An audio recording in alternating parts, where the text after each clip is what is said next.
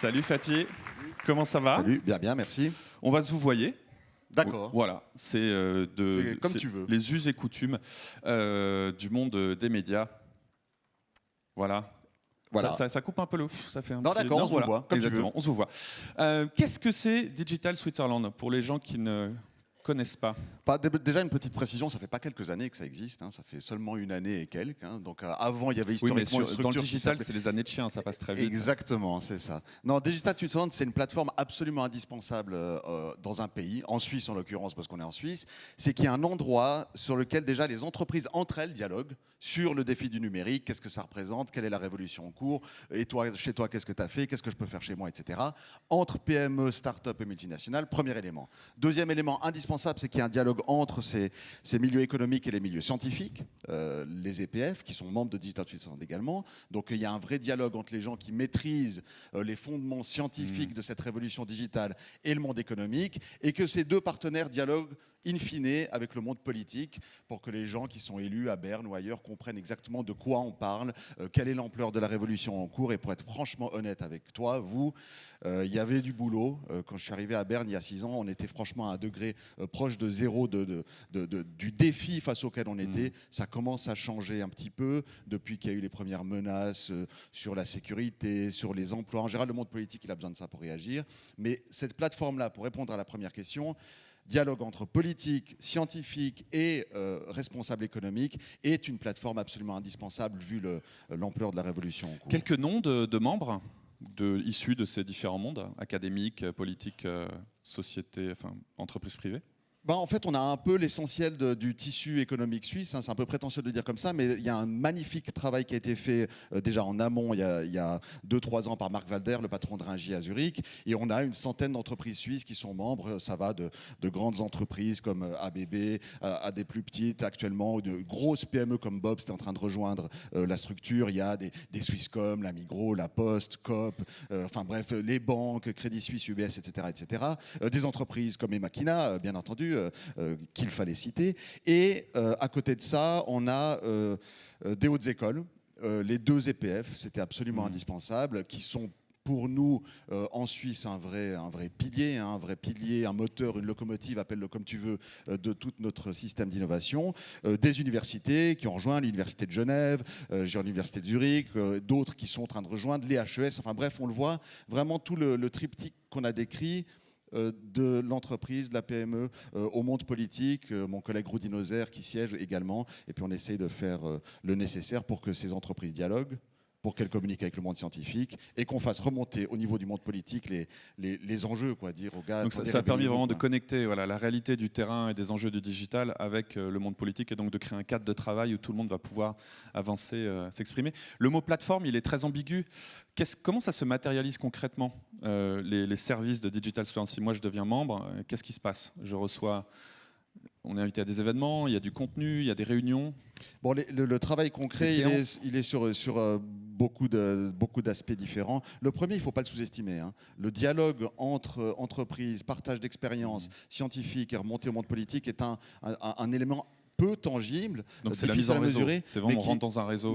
Mais qui est à mon sens absolument indispensable. Enfin, pas à mon sens, je pense que c'est indispensable. Maintenant, il y a des activités très concrètes qui sont faites, de soutien aux startups avec des programmes d'accélération qui ont été mis en place à Zurich et maintenant également à Lausanne, d'assistance aux PME également, de travail sur cette transition numérique par des groupes de travail qui sont mis en place, des ateliers thématiques sur des domaines très précis comme la cybersécurité, la santé personnalisée, où on crée des tours de table de spécialistes qui vont du spécialiste scientifique au spécialiste juridique, au spécialiste financier, qui peuvent de cette manière interdisciplinaire voir, par exemple, dans le domaine de la santé, en quoi le numérique va le bouleverser, qu'est-ce qu'il faut prendre comme mesure aujourd'hui, quels sont les domaines scientifiques dans lesquels on doit travailler et quelles sont les mesures que les politiciens doivent prendre pour encourager cette transition. Donc ça, c'est un élément qui est extrêmement concret aussi. C'est des réunions de gens comme toi et moi qui se voient pour travailler et aboutir à des idées qu'il faut remonter au niveau politique. Et puis également des éléments plus grand public, comme vous l'avez certainement vu récemment, la première journée du digital en Suisse. Qui était dans toutes qui a les gares, réussi- qui a vraiment été chercher les gens sur le dans terrain. tout le pays, en fait, les gares, les trains, 3 conseillers fédéraux mobilisés, des acteurs de l'économie, des patrons, dans ce but, et c'est un point qui est important, de sensibiliser le grand public sur l'ampleur de la révolution en cours, mais surtout sur les opportunités en cours. Parce que c'est ce que je disais tout à Ça, l'heure. c'est important parce qu'en Suisse, on a cette espèce de défaitisme en Ouais. disant mais on est trop petit, ça sert à rien, de toute façon, la guerre est perdue.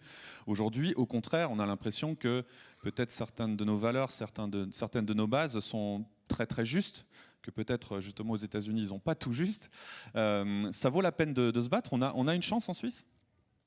Bon, j'aurais quand même envie de commencer par le défaut que tu as dénoncé en disant la guerre est perdue, parce que c'est quelque Ah non, chose je dis que c'est un défait. Voilà, ouais. Oui, parce que c'est quelque chose qu'il faut quand même dire, mais elle n'est pas perdue. Hein. Je suis persuadé qu'elle ne l'est pas, et sinon on ne serait pas là, et on a vraiment des atouts pour se battre. Mais il faut quand même signaler, et c'est ce qu'on essaye de faire depuis des années au monde politique, qu'on est face à une forme, Martin Vetterli parle de colonisation numérique de l'Europe par l'Amérique et l'Asie, pour parler clair, tous les grands acteurs du secteur qui maîtrisent le data, savoir-faire, essentiellement. l'argent, la donnée, enfin tous ces éléments-là sont des entreprises américaines, de plus en plus asiatiques, mais toujours pas vraiment européennes. Donc là, Mais on a d'ailleurs, un élément qui est central de...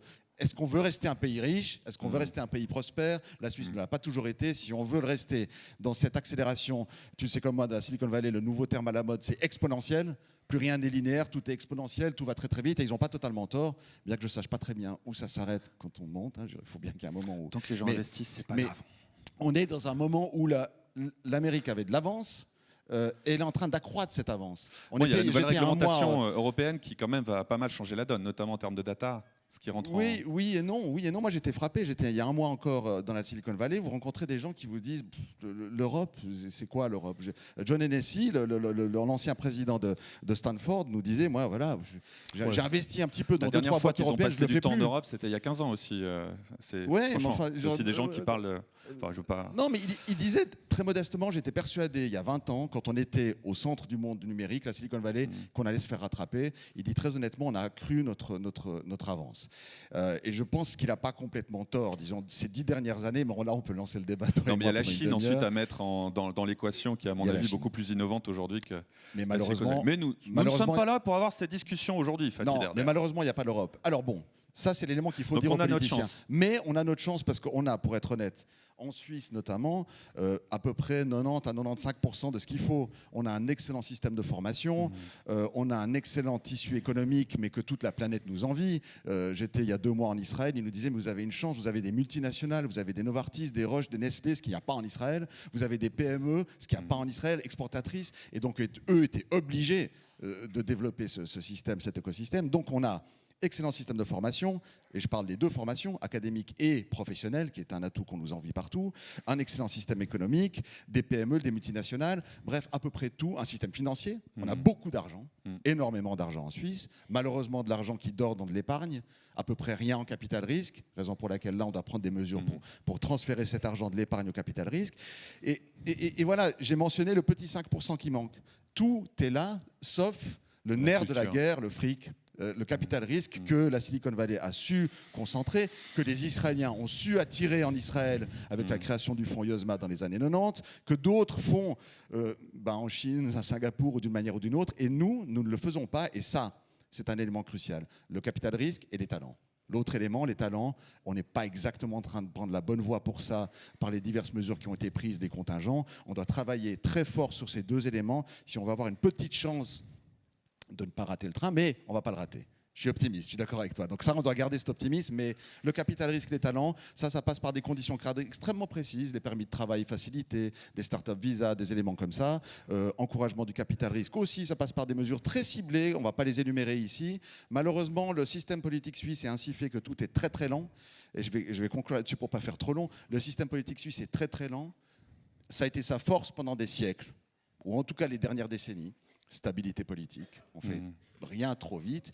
C'est en train de devenir un petit handicap, parce que la révolution numérique en cours est un peu trop rapide par rapport à un système politique, et on a un problème au niveau des structures gouvernantes de ce pays, à savoir le Conseil fédéral, c'est qu'on a 7 départements qui sont concernés par la numérisation. Je ne vais pas vous faire le détail de pourquoi ils sont tous concernés, on le sait tous.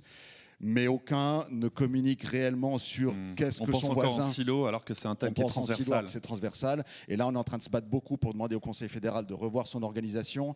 Est-ce que c'est un secrétaire d'État au numérique? Est-ce que c'est un conseiller fédéral qui aurait en charge toutes ces questions numériques? Quelle est la forme? Je ne sais pas, mais la forme actuelle ne va pas. Elle est beaucoup trop lente et les décisions tardent à se prendre quand il s'agit d'être rapide et réactif comme on le doit dans le monde numérique. Donc on travaille là-dessus. On l'a encore vu récemment à Las Vegas où on avait une extrêmement forte représentation des Français, trop disent certains. La French Tech s'est un peu imposée et les pauvres quelques Suisses qui étaient là-bas, d'excellentes boîtes, devaient se battre pour être visibles parce que le gouvernement les laisse aller seuls. C'est bon, débrouillez-vous, c'est notre tradition un peu libérale, fédéraliste, allez-y, débrouillez-vous. Alors qu'on pourrait se battre pour avoir un peu, disons, une visibilité, un pavillon suisse, cocorico, hein, comme diraient nos amis. Et Macron a démontré que ça marche en France et le résultat de la French Tech est là. Donc voilà, ça c'est des éléments qu'on pourrait avoir en Suisse. Plus d'initiatives. On le rappelle d'ailleurs, l'AGFI que je dirige a lancé ce matin même une opération pour dire, voilà, est-ce qu'on ne devrait pas faire plus? Est-ce qu'on ne devrait pas accompagner nos startups? Vous pouvez trouver tout ça sur le site de l'AGFI. Petite pub en passant, mais c'est quelque chose d'essentiel pour nos startups.